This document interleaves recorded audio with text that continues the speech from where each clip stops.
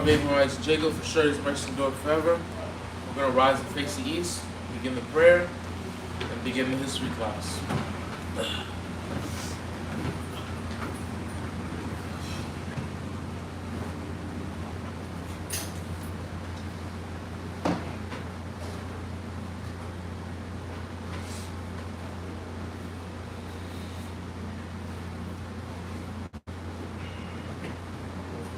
Yeah, go ahead and blow the shofar.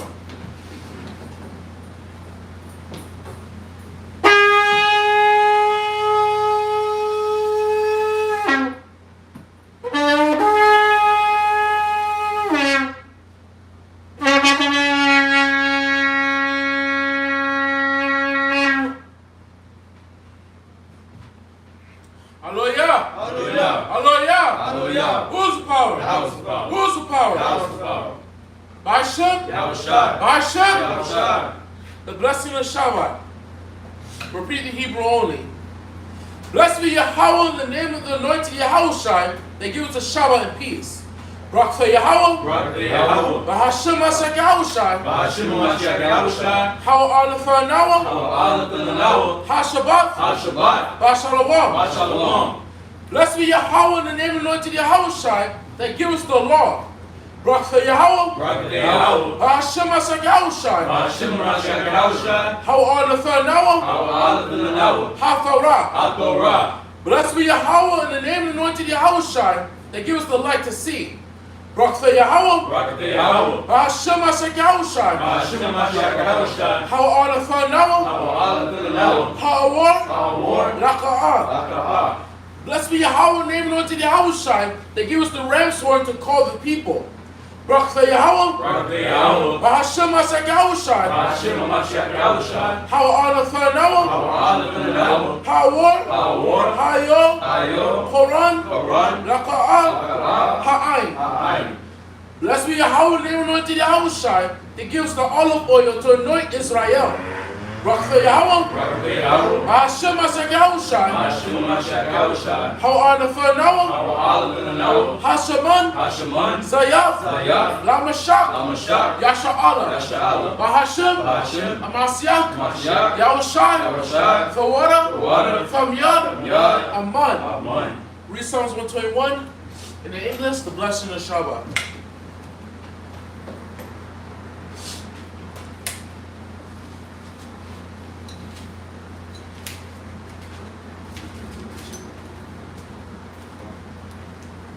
Book of Psalms, chapter 121 and verse 1.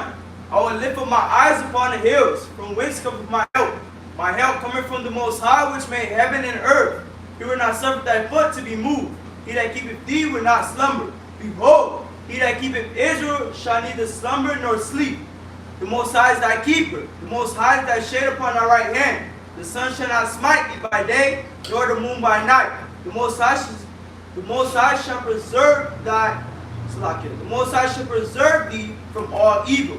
He shall preserve thy soul. The Most High shall preserve thy going out and thy coming in from this time forth and even forevermore. By Hashem Mashiach Yahushai, the water, the Yad, Amen.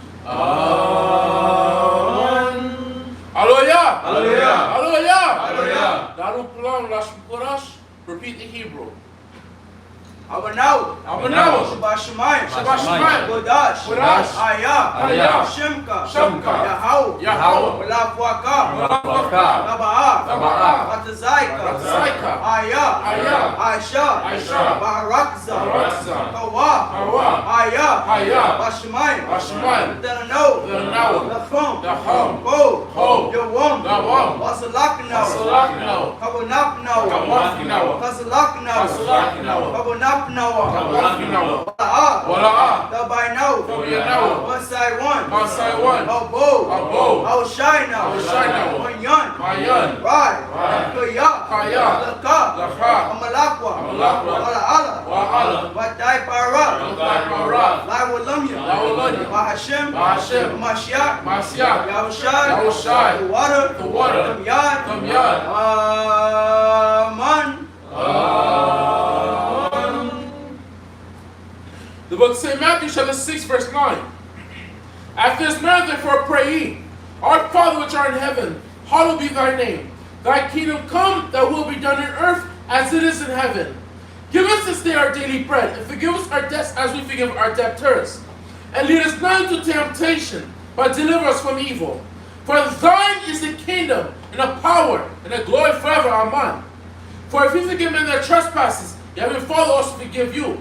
But if you forgive men not their trespasses, neither will our Father forgive your trespasses. Abana Yahweh Bahashem Nasagaushai, the water from Yod. Amen. Amen. Hallelujah. Hallelujah. Hallelujah. Hallelujah. All praise and power go to Yahweh Bahashem Nasagaushai, for surely his mercy endure forever, O Yahweh. We thank you, O Yahweh, for allowing us to gather together, O Yahweh, in thy spirit, not our own. We thank you, O Yahweh, for giving us a powerful, glorious history, O Yahweh, giving us mighty men that we may be able to crack open this book and see our ancestors, O Yahweh, see their mighty works in their faith, O Yahweh, see where they did wrong, that we may correct their wrong and do better for ourselves, O Yahweh. I thank you for Yahweh for all the wisdom, glory, and honor that give us through thy scriptures, thy commandments, and thy laws, O Yahweh. I thank you, O Yahweh, for the gathering of the 12 tribes of Israel in these last days, that in the place of their captivity, they may be delivered and be brought back to their homeland. I thank you, Yahweh, for all the Black, Hispanic, and Native Americans, and all the children of Israel, of the diaspora across the four corners of this earth, O Yahweh. And I thank you that you're gathering them together. By Hashem HaShek, the water from Yod. Amen. Amen. You may be seated.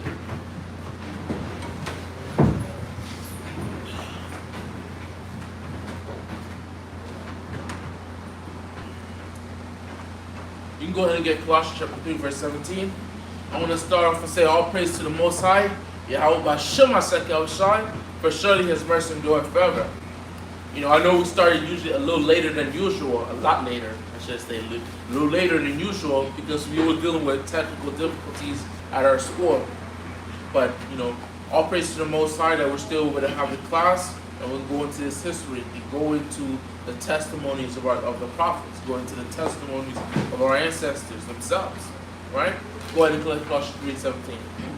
This is the book of Colossians chapter 3 and verse 17. Uh-huh. And whatsoever you do in word or deed, do all in the name of the Mashiach Yahushua, giving thanks to Elohim and the Father by him. So what we do, we have to give all praise to the Most High, our Father Yahweh, through our King and his only begotten Son, Mashiach Yahushua.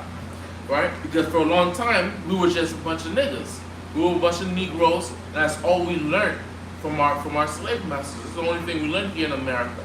We went to school, and school only taught us our history began when we came over here as slaves. As if we just popped out of nowhere. Out of nowhere, the so-called Caucasian went to the West Coast of Africa, and boom, there was a whole bunch of group of people, and he took them and brought them on a slave ship. And then that's when our history began. As if we didn't come from somewhere prior to that. As if we didn't have a long, extensive amount of history, just like the Caucasian has. For him, he taught us about, he came from the Greeks. He came from Alexander the Greek.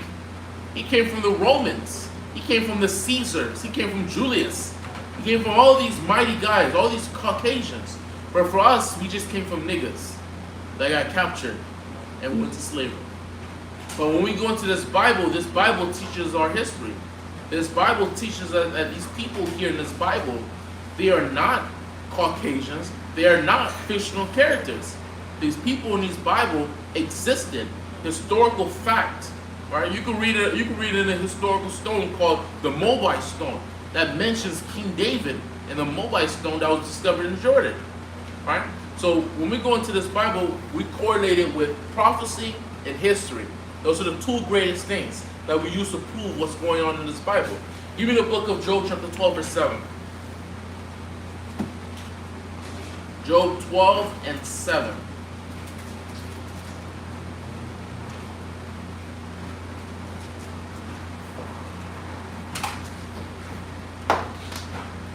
Book of Job chapter 12 and verse 7.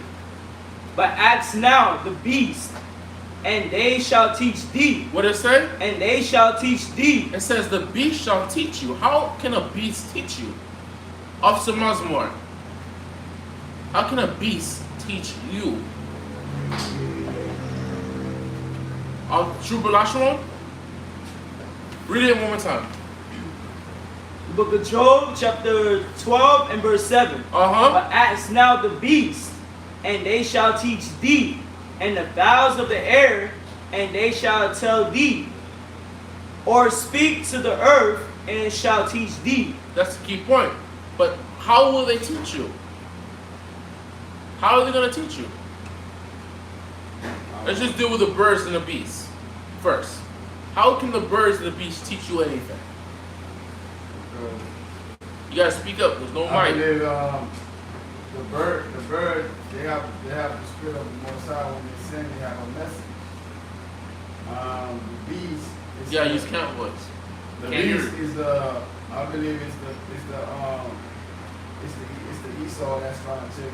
Come to the front. Come over here. This was a problem last week. When I was asking y'all questions, there was nobody able to hear y'all. I believe the beast is the Esau that's trying to get their own teaching in the world. So who's the fowls? Who's the fowls? Yeah. Esau's the beast. Who's the fowls? We are the children of Israel. Then if we're the fowls, we're teaching ourselves. Well, right now we're teaching ourselves because we into the truth. The most I have the elders up there to teach us what we need to hear. We know from what the first prophet, the beast been teaching us. Now the truth is coming, which is the bird. No. But where's Captain Tazala? Where's Officer Tazala? Officer Tazala.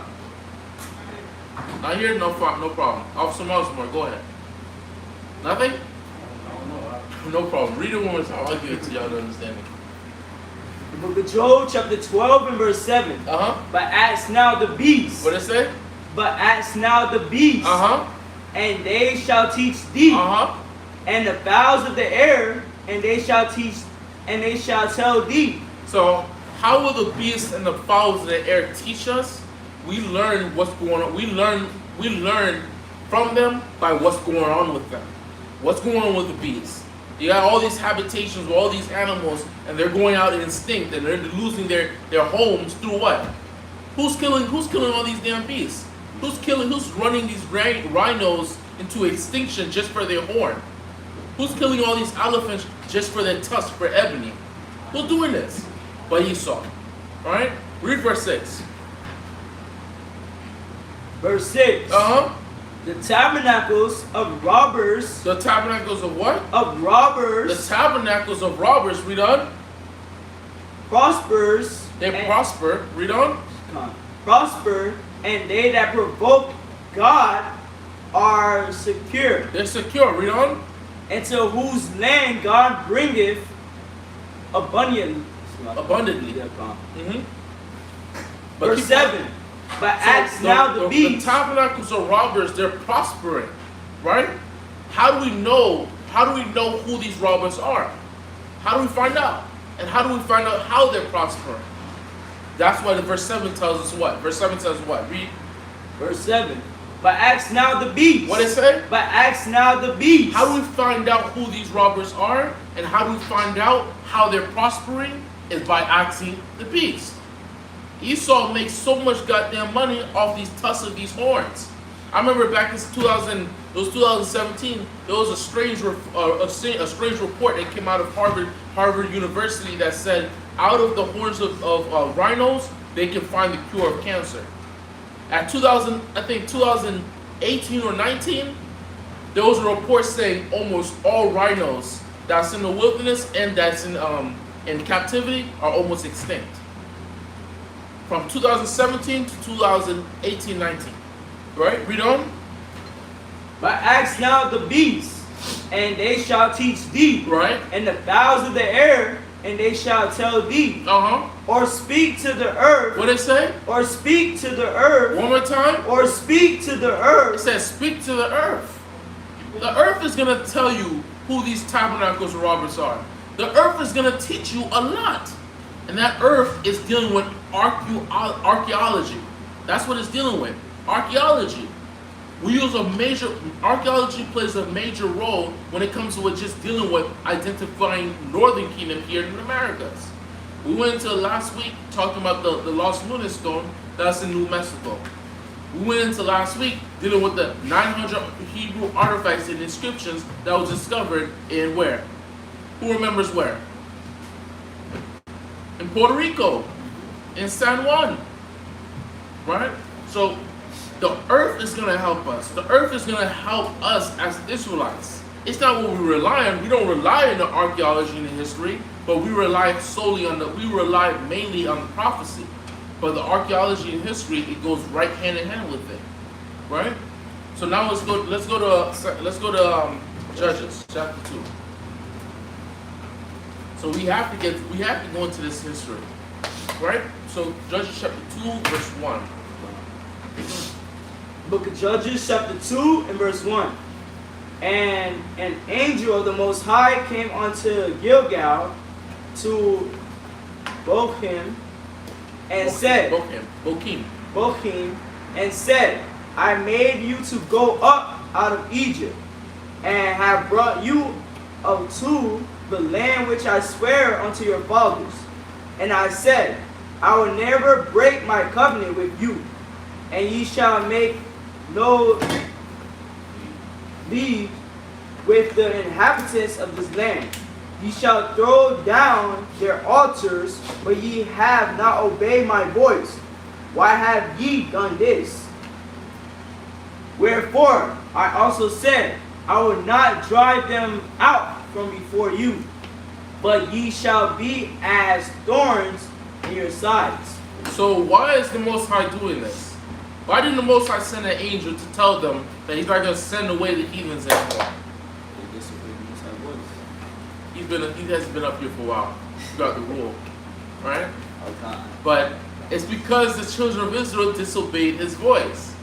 The purpose of us going in, one of the main purposes and one of the biggest commandments was to annihilate these people.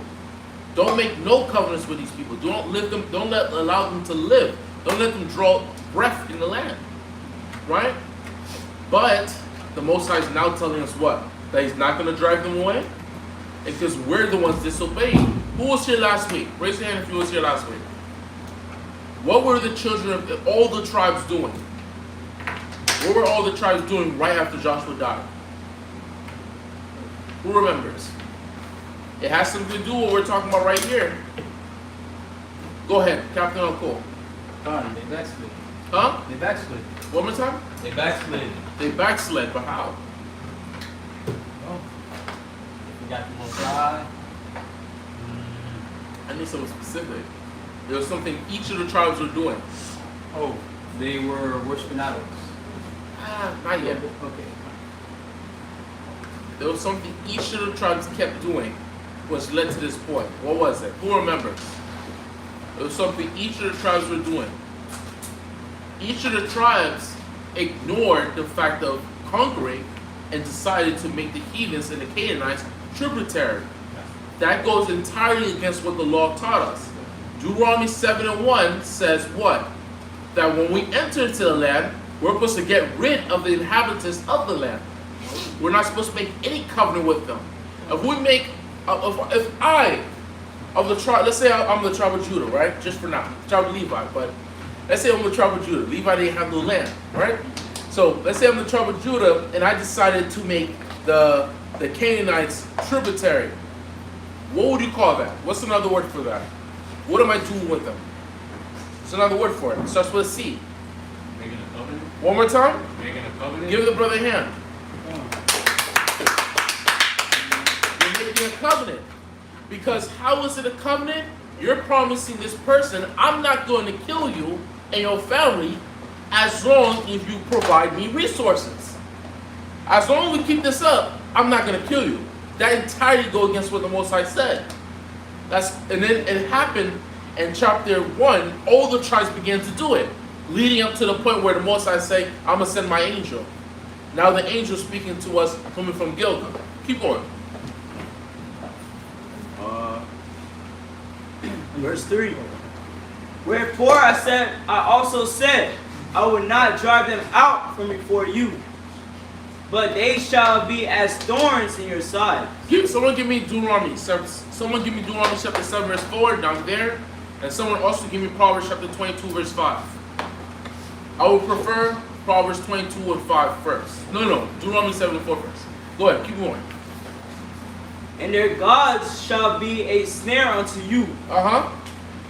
And it came to pass, when the angel of the Most High spake these words unto all the children of Israel, that the people lifted up their voice and wept. They did what? They lifted up their voice and wept. They began to weep, right? Go on. And they called the name of the place Bochim. And they sacrificed there unto the Most High. So Bochim, when you go into the Hebrew, Bochim means weeping. They call that place the place of weeping because of the things they heard from the angel. Who got the verse I wanted? You got Deuteronomy 7 and 4? Go ahead and read it. You got Proverbs 22 and 5? I'll do it. Yeah. This is the book of Deuteronomy, chapter 7, verse 4. For they will turn away their sons from following me. What did it say? Hold that. Read Judges 2 and 3 again. Come closer to the front. Come sit in the front. Because when you read, I want to make sure they hear you. Yeah. Yeah, Judges 2 and 3 again. The book of Judges, chapter 2 and verse 3. Wherefore I also said, I will not drive them out from before you. The Lord said, I'm not driving them out before you. Read on. But they shall be as thorns. As what? As thorns. One more time. As thorns. As thorns. Read on. In your sides.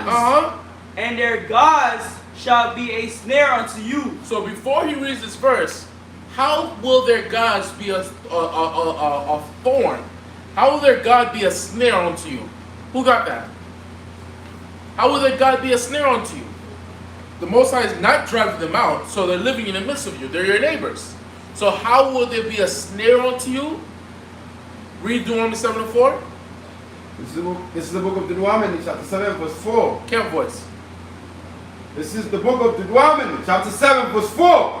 For they will turn away thy son from following me. Read it one more time. For they will turn away thy son from following me. This is how their gods will be a snare unto you. Because they're going to be practicing all their idolatry all around you. So you may be serving the Most High God, but you're not going to be on this earth forever. Your children are going to follow after you. You're going to die. Your children will be on this earth. Who's to say that they won't follow the practices of the heathen gods that's living in the land with you? Right? Read on. This is the reason why the whole purpose of the Most High is saying, when you get in here, you're going to annihilate these people. You're not going to let none of them live. Because if they stay there in the land with you, your children, the next generation, are going to start serving their gods. Right? Read on. That they may serve other gods. That doesn't mean what? That they may serve other gods. So will the anger of the Lord will kindly against you and destroy these suddenly. That's it. Destroy these suddenly. Right. All praises. You can sit in the front. I want you to sit in the front. But see, so this is the whole purpose that the Most High had it set up. But now we disobeyed. Now we backslide. Now the Most High is basically saying, you know what? I'm going to keep you here. I'm going to keep all the heathens here. And I'm going to use them as a tool. Right? You got that verse? Go ahead, read it. Read Judges 2 and 3 one more time. Book of Joshua, chapter 2 and verse 3. Wherefore I also said, I will not drive them out from before you, but they shall be as thorns. As what? As thorns. One more time. As thorns. As thorns, read on. In your sides, and their gods shall be a snare unto you. They're going to be a snare unto us because our children will at some point begin to worship their gods. Because practicing the idolatry practices of the heathens is far more, how can I say, it's far more pleasing of the flesh than the spirit. Because with us and our God, can we see our God? Can we see his angels if he doesn't want us to? No, we can't. We just serve him with faith. Faith is the evidence of things not seen. So we have to praise our God. We have to have faith in him that he's there always watching us, protecting us, keeping us strong, right? But with the heathens and their gods, They'll make this gigantic statue and pray to that statue, and their God will be literally sitting right there in front of them. Right? So when it comes to the flesh, their gods is a lot more pleasing to worship when it comes to the flesh. But our God, it deals with a lot more discipline. Our God deals with a lot more faith, more spirituality, like black Negroes like to say. Right? Read that verse. The book of Proverbs, chapter 22, verse 5. Thorns and snares. What it say? Thorns and snares. One more time. Thorns and snares are in the way of the froward. What it say? Are in the way of the froward. It's in the way of the forward. The way of the proud, man. The children of Israel began to be proud. They got in the land. They got fat. Right? They got fat over the land filled with milk and honey, right? And pomegranates and oil. Right? They got fat and relaxed and started making all these Canaanite tributaries, getting all this wealth and resources, and then they forgot the Most High. Now they became forward. Now they became proud. Right? Read on. He that doth keep his soul shall be far from them. So there you go. Then those who are forward and proud, their inheritance is thorns and snares. And that's what we obtained in Judges chapter 2. Right? Now we go back to Judges. Where do you leave off at? It was verse 6. The book of Joshua chapter 2 and verse 6. And when Joshua had let the people go, the children of Israel went every man unto his inheritance to possess the land. And the people served the Most High all the days of Joshua, and all the days of the elders that outlived Joshua, who have seen all the great works of the Most High, and he did for Israel, that he did for Israel. And Joshua the son of Nun, the servant of the Most High, died, being at 110 years old. And they buried him in the border of their inheritance, and Timnath Heres, in the mount of Ephraim, on the north side of the hill Gaash. And also all the generations were gathered unto their fathers, and there arose another generation after them, which knew not the Most High, nor yet the works which he have done for Israel. And the children of Israel did evil in the sight of the Most High, and served Balaam.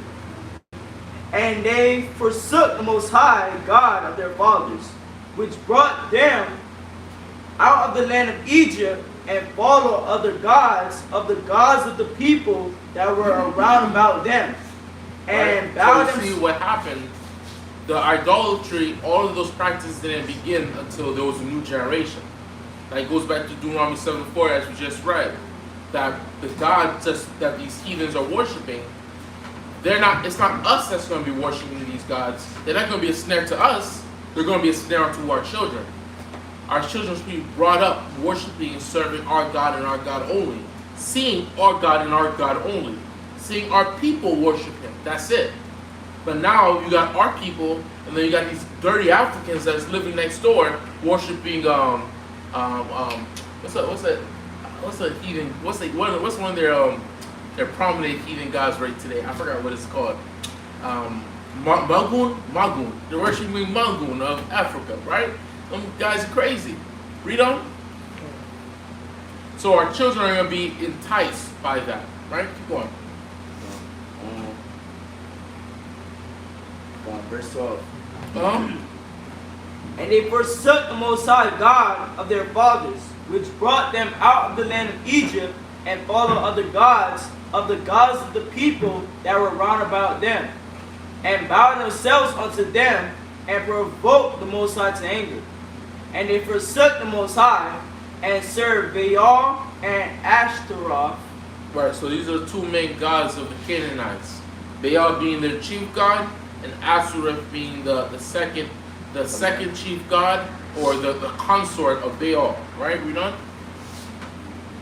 And the anger of the Most High was hot against Israel, and he delivered them into the hands of spoilers that spoiled them, and he sold them into the hands of their enemies round about. so that they could not any longer stand before their enemies. Whithersoever they went out, the hand of the Most High was against them for evil, as the Most High have said, and as the Most High have sworn unto them, and they were greatly distressed. Nevertheless, the Most High raised up judges, which delivered them out of the hand of those that spoiled them. Right, so it just plays like a balance, right? Who remember that scripture in Proverbs? The Most High says he hates every false balance. 11:1. The Most High says he hates every false. Give me Proverbs 11:1. Hold that. Give me Proverbs 11:1. Someone down there gives me Psalm 17:4. Psalms 17 and 13. And someone else, you give me Nehemiah. Last one, give me Nehemiah. Nehemiah 9 and 27. No, you give me Psalms 17 and 13. You give me Nehemiah 9 and 27. Go ahead and read Proverbs 11:1. The book of Proverbs, chapter 11 and verse 1. A false balance is an abomination to the Most High. So a false balance is an abomination to the Most High. The Most High doesn't just say things, it doesn't adhere to it himself. When you pay attention to how the Most High did this, he said what? He said, because of your evil, I'm going to send what? I'm going to leave these heathens here, and they're going to be there to what? Punish you. They're going to be there to cause you problems. But in the same sense, I'm going to also send you deliverance. He's going to punish you, but he's also going to do what? Heal you. Right? Read that. Whoever got the first verse. Give me Psalm 17:13. Yep. This is the book of Psalm 17:13, chapter 17, verse 13. All right. Arise, O Lord, discipline him, cast him down, deliver my soul from the wicked, which is thy soul. You read that last part? Deliver my soul from the wicked, which is thy soul. There you go. Deliver my soul from the wicked, which is thy sword. The Most High uses the wicked. He'll use the wicked and the heathens, even the wicked of our own people, against us, to punish us. But in the same mouth, when he'll do that, he will also give us deliverance. He will always give us a path back to his grace and mercy. Read Nehemiah 9:27. The book of Nehemiah, chapter 9, verse 27. Therefore, thou deliverest them into the hand of their enemies, who vexed them. And in the time of their trouble, when they came unto thee, thou heardest them from heaven. And according to thy manifold mercies, thou gavest them saviors. He gave them what? Thou gavest them saviors. So according to the mercies of the Father, he gave them what? Thou gavest them saviors, who saved them out of the hand of their enemies. Right, he gave them saviors who saved them out of the hand of their enemies. Right, so in the same mouth, the Most High would use the heathens to punish us, use the wicked of our people to punish us, but in the same mouth, he will also send us saviors and deliver us. Right? Now we'll go back to Judges. You read Proverbs 11:1 right there. Yeah. Okay, now you can go ahead. You was like 2:16. You already finished 15. The book of Judges, chapter 2 and verse 16. Nevertheless, the Most High raised up judges, which delivered them out of the hand of those that spoiled them. And yet they would not hearken unto their judges, but they went a whoring after other gods, and bowed themselves unto them. They turned quickly out of the way which their fathers walked in, obeying the commandments of the Most High, but they did not so. And when the Most High raised them up judges, then the Most High was with the judge, and delivered them out of the hand of their enemies all the days of the judge.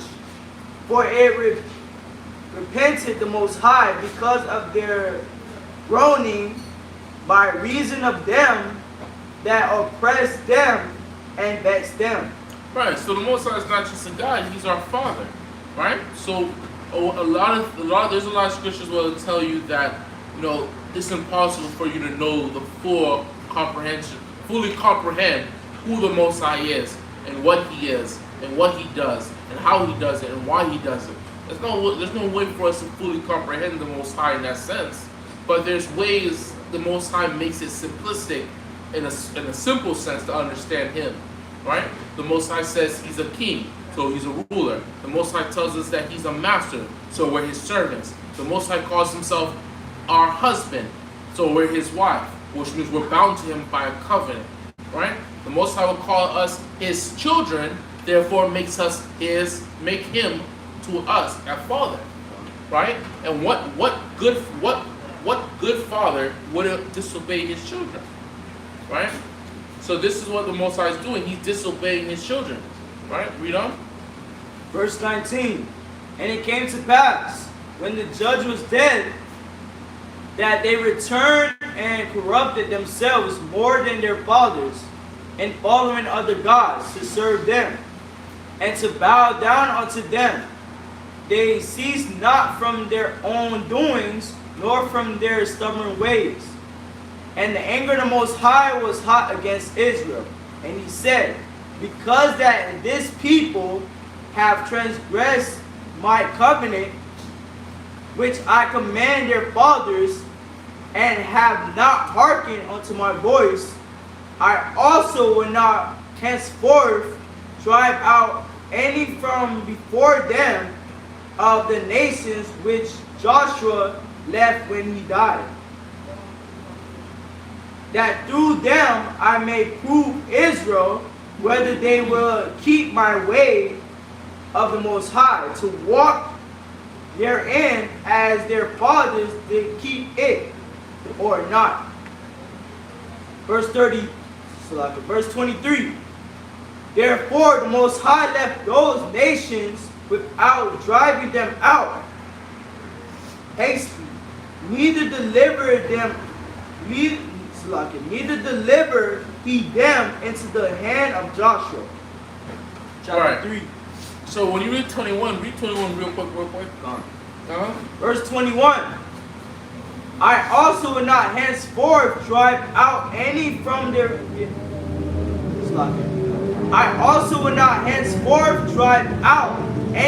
before them of the nations which Joshua left when he died. Right. So when you read 21, it says, I also will not henceforth drive out any from before them of the nations which Joshua left when he died. So when it deals with the nations that Joshua left, you have the Tyrians, who were supposed to conquer all Lebanon, right? But we don't have Lebanon. When we look at our ancient maps, we see Lebanon is being controlled by the Tyrians and Zidonians. They're Canaanites.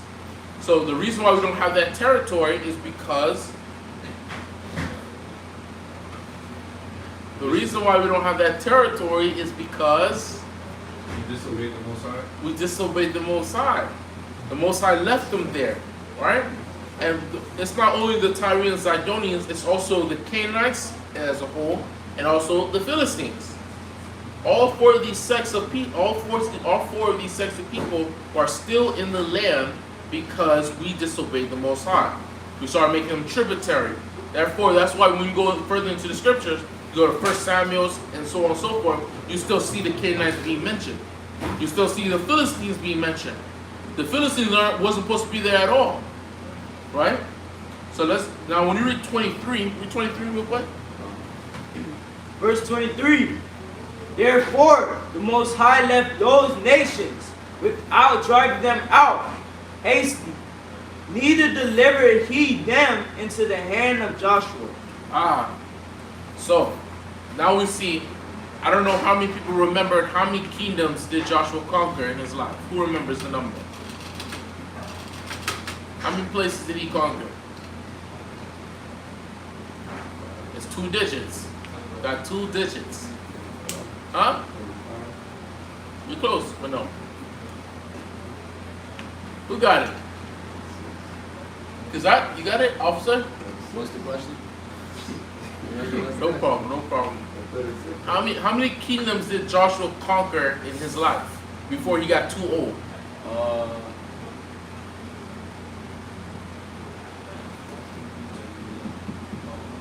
Gotta put that Jeopardy song on. It was 31. He conquered 31 kingdoms and killed 31 kings until he got too old. He's a powerful Puerto Rican, right? But the reasoning on why he was no longer able to, it wasn't due to his age. It says that he got old, and that's the reason why he wasn't able to conquer no more. But that's not the reasoning. Read 23 one more time. Verse 23. Therefore, the Most High left those nations without driving them out. Haste, neither delivered he them into the hand of Joshua. So the reason why Joshua stopped at 31 and was not able to continue conquering is because the Most High made him stop at 31. The Most High prevented him from conquering Libya and the Philistines and all these other heathens that was in that land. It's because he was going to leave them as a way to basically test our people, right? Because I lost my train of thought. 23 one more time. I lost my train of thought. Verse 23. Therefore, the Most High left those nations without driving them out.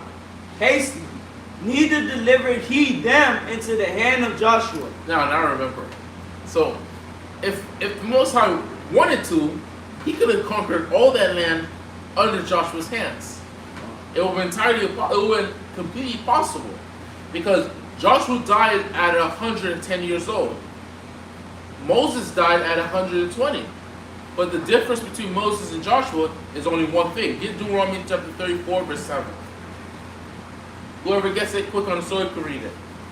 Deuteronomy 34 and 7. Let Lashon read it.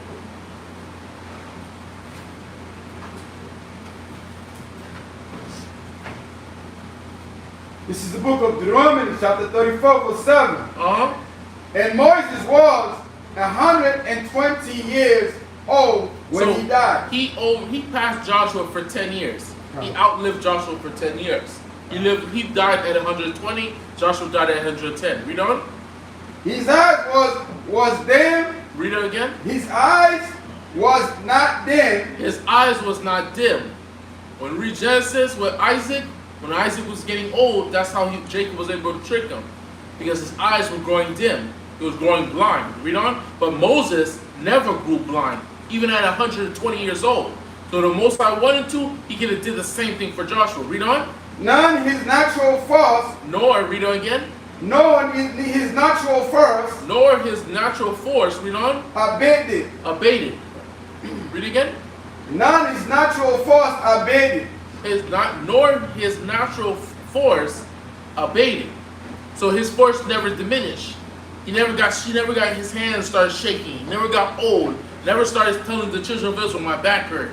I don't want to get up. He was still strong. He was still strong. He was a strong Haitian man. That Haitian blood running through his veins.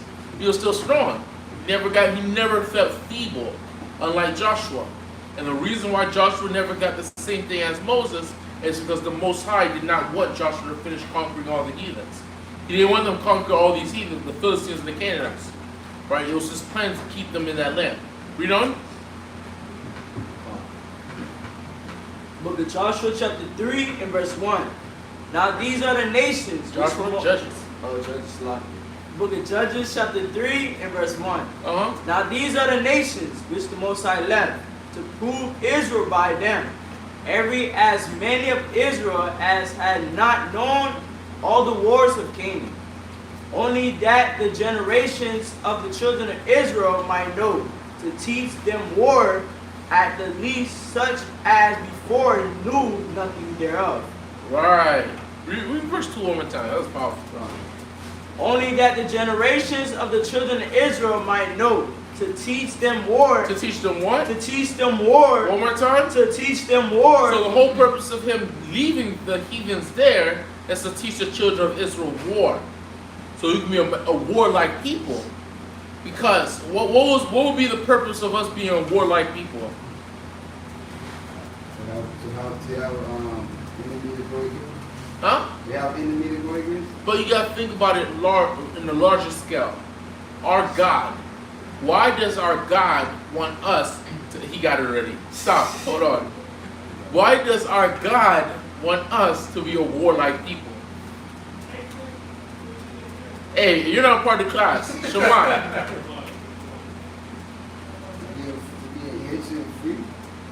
Hold on. Go ahead, think about it, Ashwan. No, you got it, Levi. Go ahead, think about it. To be strong and free. That's true.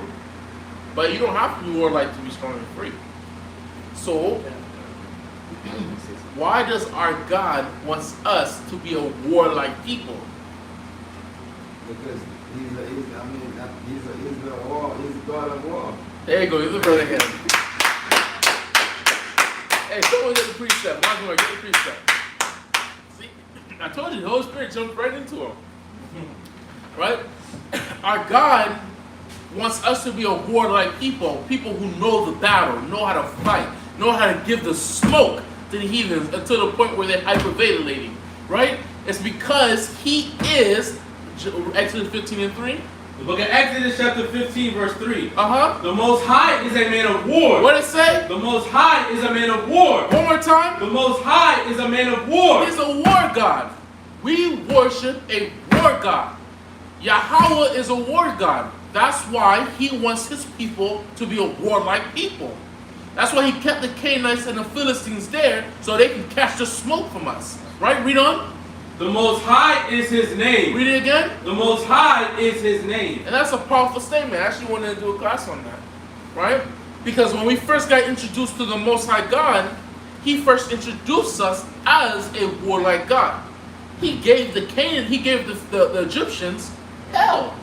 He gave them all types of hell through war. Right? But now let's go back.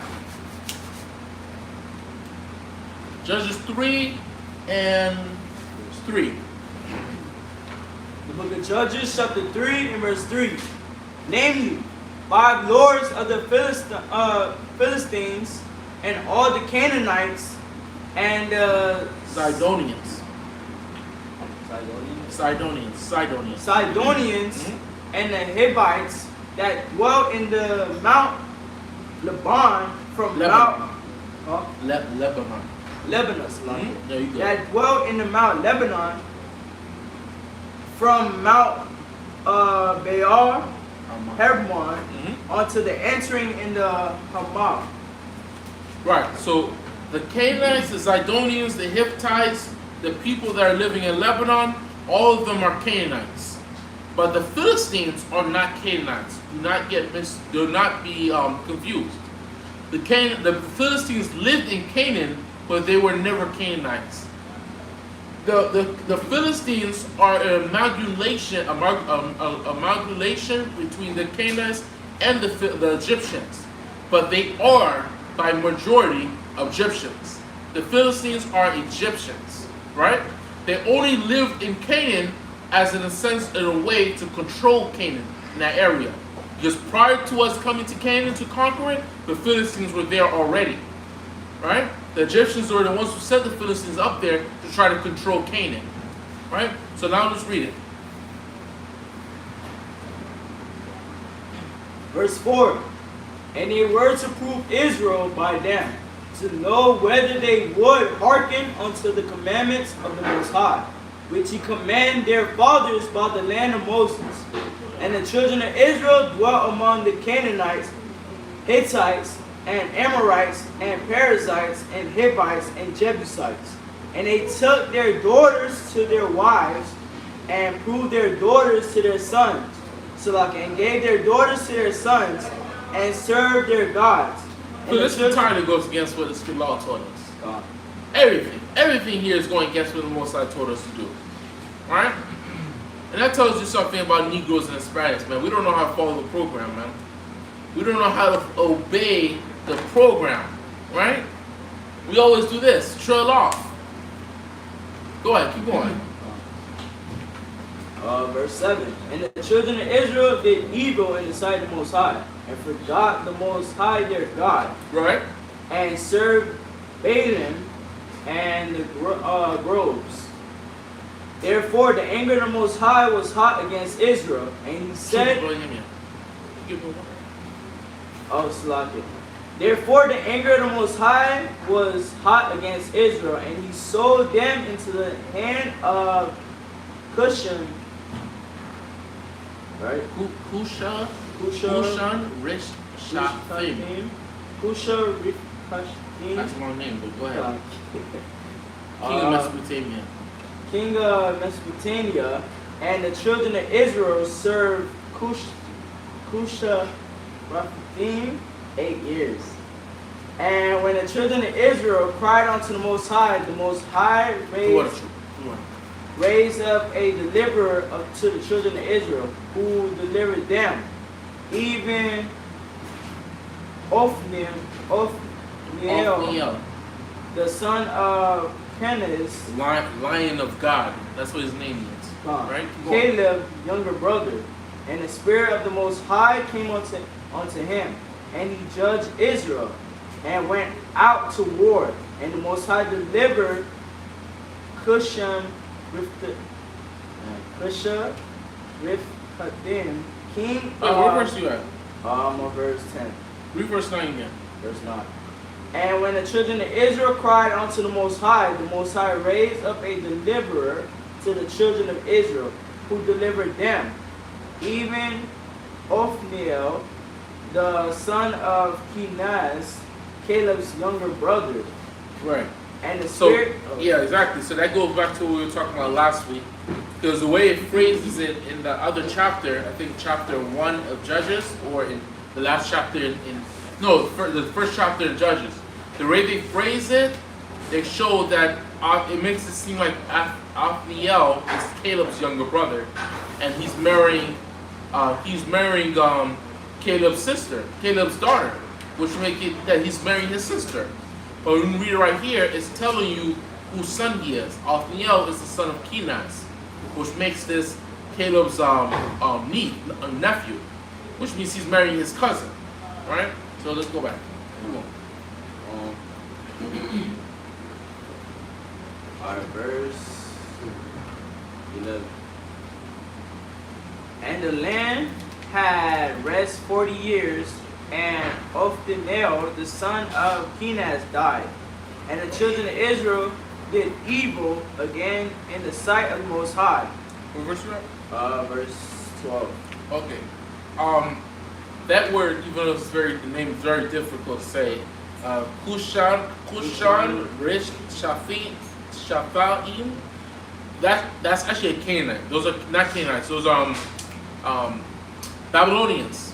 Well, whatever you would say before Babylon. They're basically Cushites. That's what they are. Cushites. And that's why they're saying that they're the king of Mesopotamia. Because that's where Abraham came from. Abraham came from Ur of Chaldee. The Chaldeans, they was basically Cushites. They all come from Cush, which is the son of Ham. They're Hamites. Right? Not Abraham, but them. Read on. Verse 12. And the children of Israel did evil again in the sight of the Most High. And the Lord strengthened Eglon, the king of Moab, against Israel, because he had done evil in the sight of the Most High. And he gathered unto him the children of Ammon and Amalek, and went and smote Israel, and possessed the city of palm trees. So the children of Israel served Eglon, the king of Moab, 18 years. But when the children of Israel cried unto the Most High raised them up a deliverer, Ehud, the son of Gera, a Benjamite, a man left-handed, and by him the children of Israel sent a present unto Eglon, the king of Moab. Right. The earliest assassin, right? It had to be a Benjamite. You know, the West Indian, the Jamaicans, they don't play. The West Indians don't play. Right? Keep going. What is that? Verse 16. But Ehud made him a dagger. Ehud made him a dagger which had 2 edges. Right, double-edged dagger. Of a cubit length And he did gird it under his raiment upon his right thigh. And he brought the present unto Eglon, king of Moab, and Eglon was a very fat man. And when he had made an end of offer the present, he sent away the people that bare the present. And he himself turned again from the carries that were by Gilgal, and said, I have a secret. What did he say? I have a secret. What did Bunyan say? I have a secret. Okay, keep going. Aaron unto thee, O king, who said, keep silent. And all that stood by him went out from him. Hey, you know how spiritual it says? It's spiritual because over there in the West Indies and Jamaica, there's so much goops over there. There's so many Moabites, so many Chinese people over there. East Indian, Chinese, all up in Jamaica. So this is so spiritual that then, now, and back then, they were battling each other. Right? So now you got this Benjamite. Go ahead, True. The Chinaman taking over in Jamaica. That's why these Benjamites, they should be praising their father right here. This powerful Jamaican right here that put the stabs on this Chinese man right here. Read it one more time. What is that? Verse 16? Mm-hmm. Where verse you said 16? No. Start from read again. Alright, verse what, 19? Yeah. But he himself turned. Read 20. You read 19. And Ehud Yeah. came unto him, and he was sitting in the summer parlor, which he had for himself alone. And Ehud said, I have a message from God unto thee. And he arose out of his What did he seat. say? I have a message from God unto thee. I need a Benjamin to say it. Someone down there. I need someone to say in Patois. Banaka. Nah, let Lashman say it. Nah. Lashman, go ahead. Say in Patois. Read it or say which one? Read it in 20. Yeah, verse 20. Yeah. He Go ahead, stand up. Kim voice. he come unto him, and he was we can't say it. Let's have it. Where about cut at?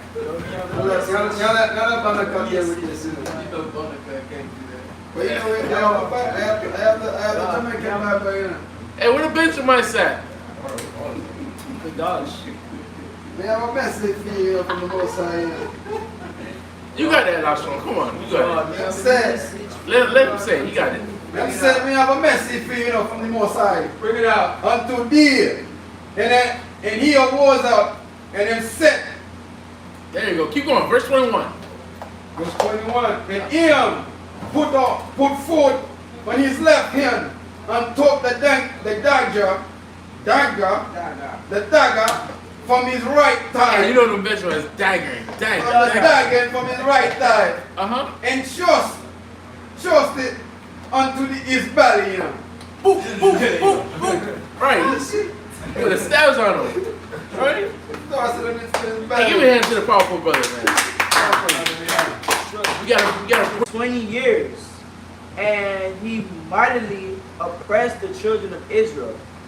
And Deborah, a prophetess, the wife of Lapidoth, she judged Israel at that time. And she dwelt under the palm tree of Deborah between... Wait, where verse you at? verse 5. Deborah. Yeah, Deborah. Alright, cool. So yeah, Jabin is king of Canaan, Canaanite, right? And he's who's oppressing us at this time. But keep going. And the children of Israel cried... Oh, it's locked in. Verse 5. And she dwelt under Start the... from verse 4. Verse 4. Mm-hmm. And Deborah, a prophetess, the wife of Lapidoth, she judged Israel at that time. So she was one of our only judges, female judges, to ever be recorded in our scriptures. Ever. There's literally no other female judge ever recorded in the scriptures besides Deborah, right? But Deborah was important because not only was she a judge, but she was a prophetess, which means she received prophecy from the Lord, right? How she her office, she's going to explain how. It was by being a mother to the children of Israel. Not by taking command, not by taking command of the children of Israel, not by leading armies, not by picking up the sword and killing anyone, but it was by being a mother to the children of Israel. Right? Read on. And she was also a wife. So she knew discipline. Right? Keep going. And she dwelt under the palm tree of Deborah between Ramah and voice. The book of Judges chapter 4 and verse 5. And she dwelt under the palm tree of Deborah between Ramah and Bethel and Mount Ephraim. And the children of Israel came up to her for judgment. And she sent and called Barak the son of Abinon out of Kadesh Naphtali, and said unto him, have not the Most High God of Israel commanded, saying, go and draw toward Mount, saying, go not and draw toward Mount Tabor, and take ye with thee 10,000 men of the children of Naphtali and of the children of Zebulun. Verse 7. And I will draw unto thee to the river Kishon Sirah, and the captain of Jabin's army with the chariots of his multitude, and I will deliver him into thy hand. And Barak said unto her, if thou wilt not, if thou wilt go with me, then I will go. What did he say? If thou wilt go with me, then I will go. So, why is he saying, I will go if you will go? Why is he saying this? Because he just received something called a prophecy. Deborah is telling him the Lord is going to give him into your hands. Well, he's going to give him into the hands of the children of Israel. He's not going to be oppressing us anymore. But you have to take your army, Zebulun and Naphtali, and go to. You got to take your army and go defeat him. Right? So why is he saying, I won't go unless you go with me? Good answer. Go ahead, Lashma. I guess you don't have the faith. What? I guess you don't have the faith. Somewhat, something like that. Who else get an answer? Officer Musmore? Trooper, but the Cap? Cole? No problem. The reason why he's saying I won't go unless you go with me is because it's like a double sense of insurance. It's not because he doesn't have faith. He's still willing to go. But it's like a double sense of insurance. When you read on the Judges, you're going to learn about a man named Gideon. Gideon. That's what I meant. Gideon. You have a man like Gideon. He already received his prophecy from the angel of the Lord. The Lord said, I'm with you. Go. Go do this. Go do that. And you're going to conquer these people. Gideon had to ask for another sign. Then he needed another sign. And then he needed a third sign. But he needed that insurance. He needed to make sure, undoubtedly, the Most High is with me. Right? So he wanted Deborah to go with him to know or have that feel that the Most High is undoubtedly with him. Because he already recognized her as a prophetess because he's receiving prophecy from her. He needed that double sense of assurance.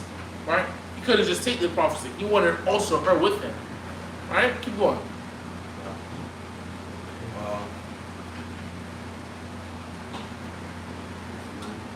Verse 9. And she said, I will surely go with thee, Notwithstanding, the journey that thou takest shall not be for thine honor. For the Most High shall serve, for the Most High shall sell Sisera into the hand of a woman. And Deborah arose and went with Barak to Kedesh. And Barak called Zebulun and Naphtali to Kedesh. And he went with 10,000 men at his feet. And Deborah went up with him. Now Heder the Kenite, which was of the children of Hobab, the father-in-law of Moses, has served himself from the Canaanites, Severed himself from the Kenites, and pitched his tent onto the plain of Zanium, which is by Kedesh. And they showed Sisera that Barak the son of Abinoam was gone up to Mount Tabor.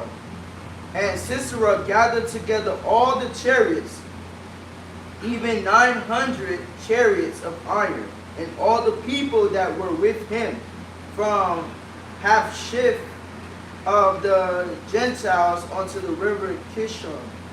And Deborah said unto Barak, Up, for this is the day in which the Most High hath delivered Sisera into thy hand.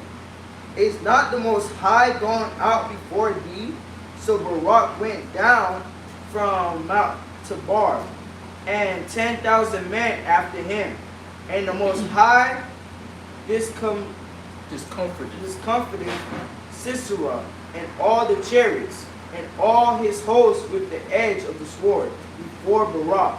And so Sisera lied down off his chariot and flee away on his feet. And Barak pursued after the chariots and after the host unto Harosheth of the Gentiles, and all the host of Sisera fell upon the edge of the sword, and there was not a man left. Howbeit Sisera flee away on his feet to the tent of Jael, the wife of Heber the Kenite. For there was peace between Jabin, the king of Hazor, and the house of Heber the Kenite. And Jael. So Jael, unless we go further into it explains it, Jael is most likely a Kenite, which means she's most likely a Midianite. It's possible, right? Most likely a Midianite. Right? But keep going. Verse 18. And Jael went out to meet Sisera and said unto him, Turn in, my lord, turn in to me, fear not. And when he had turned in unto her the tent, she covered him with a mantle. Right. So this whole began with them battling. Ruth battles him, takes his 10,000 with him. He battles him. He defeats his army. Now we have the head of the army, which is Sisera. Sisera runs away, and he flees into this tent. This tent that's supposedly supposed to be their allies, right? He's supposed to be allies with her husband. So he flees her tent looking for protection. But keep going. Verse 19. And he said unto her, Give me, I pray thee, a little water to drink, for I am thirsty. And she opened a bottle of milk and gave him drink, and covered him. Again he said unto her, Stand in the door of the tent, and it shall be, when any man doth come and inquire of thee, and say, Is there any man here? That thou shalt say no. Then Jael, Heber's wife, took a nail. Wait, what'd she do? Took a I nail. thought she was supposed to stand outside from the tent. You know what time? God took, and Jael, Heber's wife took a nail. She took a nail. Well, we'll see what she's gonna do with this nail. I guess she's gonna build a house. Go ahead, keep going. Of the tent, and took a hammer in her hand, and went softly. Wait, what? And went softly. Went softly. Read on. Unto him. And smote the nail into his temples. Into what? Into his temple. To his temple. Into his temple. So this Kenite, she took the nail and the hammer, and you know how women, you gotta be careful. She went softly to him, took the nail, and smote that thing into the temple of his head. There's no small right? either. Read on. And smote the nail into his temples, and fastened it into the ground. So now it went so far that the nail went straight through his head, and he stuck into the ground. Right? Keep going. For he was fast asleep and weary. So he died. And behold, as Barak pursued Sisera, Jael came out to meet him, and said unto him, Come, and I will show thee the man whom thou seekest. And when he came into her tent, behold, Sisera lay dead, and the nail was in his temples. So this proves what? Deborah is a prophet of the Lord. She's a prophetess. Because this is exactly what she prophesied. She told Baruch that even though he's going to defeat Sisera, he's not going to fall into Baruch's hands. Which means Baruch or his men are not going to be the ones to kill him. A woman is going to kill him. That's And it's going to be this woman. Right? You know? Verse 23. So Yahweh subdued on that day Jebus, the king of Canaan, before the children of Israel. And the hand of the children of Israel prospered and prevailed against Jabin, the king of Canaan, until they have destroyed Jabin, king of Canaan. I want to say, Ba'ashem, Mashiach Yahushai, the water from Yad, Aman. Give it a hand. We dealt with small technical difficulties, so on and so forth. But I want to say all praise to the Most High that we were still able to go into this class. Whether we're here at the school or whether we're anywhere, we're always going to stay consistent and continue doing this class because this is what's required for our people. Our people need to know this history. Our people need to know their background. They need to know their ancestors. They need to know this, right? Because it's been stripped from us. So it's about that time that now